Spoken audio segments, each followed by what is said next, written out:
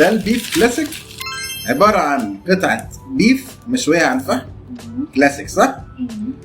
150 جرام وعليها صوص تيستي وجبنه والخضار الفريش. نقطع. بسم الله.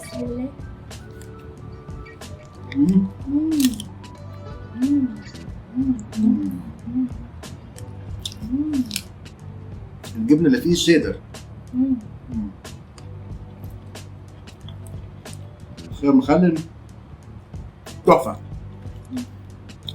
سندوتش كلاسيك بسيط حلو جدا. العيش عامل اضافه حلوه جدا. طعم البرجر فاهم فيه باين، طعم البرجر نفسه حلو، طعم اللحمه باين، الصوص التيستي جميل. ها يا باشا قول لي ايه رايك؟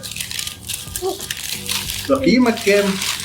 10 من 10. انا برضو تقييمي 10 من 10. حلو جدا.